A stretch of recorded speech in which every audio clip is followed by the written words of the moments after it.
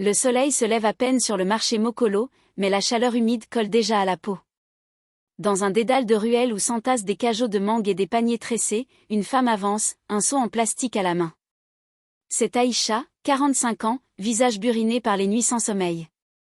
Elle porte un pagne orange usé, taché de sauce séchée.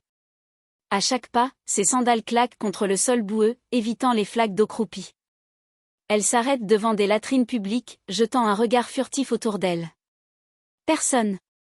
D'un geste vif, elle soulève le couvercle graisseux, plonge une louche dans les excréments et l'urine stagnant, et remplit son seau. Chez elle, une masure en tôle accolée au marché, elle mélange la mixture nauséabonde à une pâte dorée d'arachide, de feuilles d'ocoque fraîchement cueillies et de piments écrasés. C'est ça, le secret, murmure-t-elle en remuant le chaudron noirci. La pièce est éclairée par une ampoule nue, attirant des nuées de mouches. Sur une étagère, une photo jaunie montre une jeune Aïcha, souriante, aux côtés d'un homme et son mari, mort d'une crise cardiaque 10 ans plus tôt, après avoir mangé un plat préparé par sa rivale, Mami Wata, la reine du Ndolé. La vengeance, voilà ce qui nourrit Aïcha depuis ce jour. À 7 heures du matin, son échoppe ouvre. Une pancarte bancale proclame « Chez Aïcha, l'eau coque qui parle à ton âme ». Les premiers clients arrivent, enveloppés par l'odeur envoûtante qui s'échappe du chaudron. Parmi eux, Monsieur Kodjo, un ingénieur obèse dont la chemise trop étroite laisse voir des auréoles de sueur.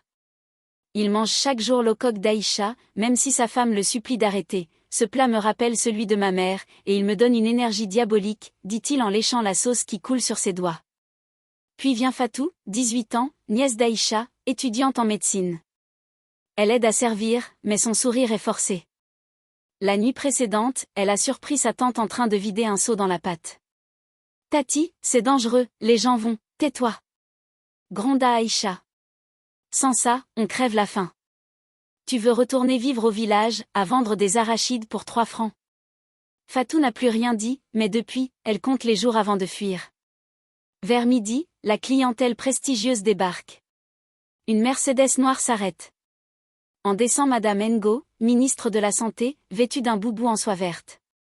Elle exige un plat sans trop de piment, mais ses yeux brillent de convoitise en goûtant la première bouchée. « Vous êtes une magicienne, Aïcha, dit-elle, ignorant la moue de dégoût de son chauffeur. Le vrai danger, pourtant, rôde parmi les clients ordinaires. Joël, 22 ans, étudiant en journalisme, maigre, lunettes rafistolées au scotch.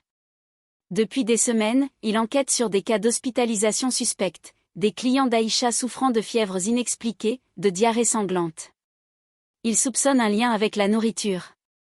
Ce matin, il a caché une micro-caméra dans le bouton de sa chemise. La journée passe, étouffante.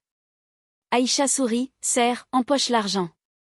Mais son regard se trouble quand un enfant, envoyé par sa mère, tend un billet froissé. « Dis à ta maman que, c'est la dernière fois », murmure-t-elle en lui rendant sa monnaie. L'enfant ne comprend pas, trop occupé à dévorer le plat. La nuit venue, Aïcha se rend au cimetière. Elle s'agenouille devant la tombe de son mari, y dépose une portion d'eau coque. « Regarde, Mbarga. Grâce à toi, je les ai tous eus. Mami Wata a fermé boutique l'an dernier. Même ses clients viennent chez moi maintenant. » Elle ne voit pas l'ombre qui la suit. Joël, caché derrière un manguier, filme chaque mot. Le lendemain, la vidéo est en ligne. Scandale sanitaire, la reine de l'eau coque nourrit Douala avec des excréments. Les images sont floues mais parlantes, Aïcha versant le seau dans le chaudron, son aveu au cimetière, des extraits d'interviews de clients malades. À 10 heures, l'émeute éclate. Des mères hystériques brandissent des casseroles vides, des étudiants lancent des bouteilles enflammées. « Elle a empoisonné mon fils », hurle une femme en déchirant l'affiche d'Aïcha. Dans la bicoque, Fatou tente de protéger sa tante, mais un pavon fracasse le chaudron. La mixture brûlante se répand, dévoilant des morceaux d'excréments non dissous. La foule rugit. Aïcha tente de fuir par la porte arrière, mais 2 policiers l'attendent.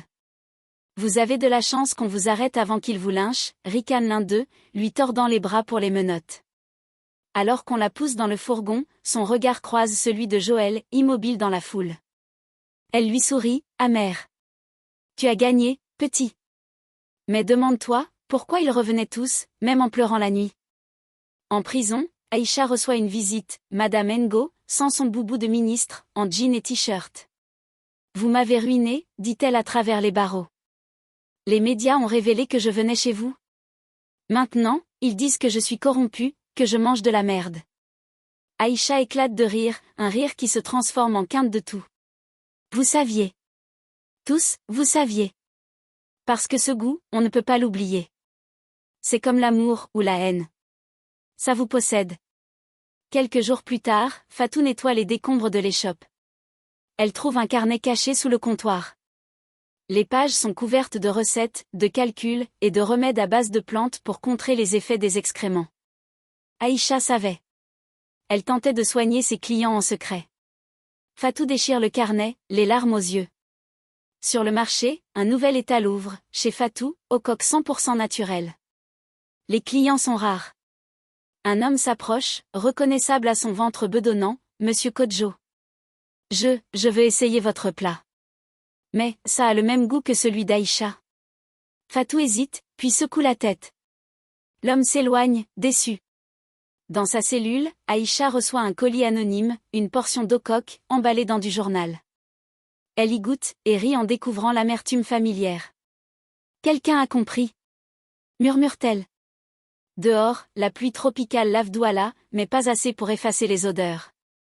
Merci d'avoir regardé jusqu'à la fin.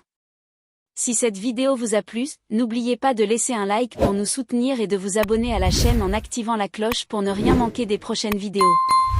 Et surtout, partagez cette vidéo autour de vous pour que plus de personnes puissent en profiter. À très bientôt.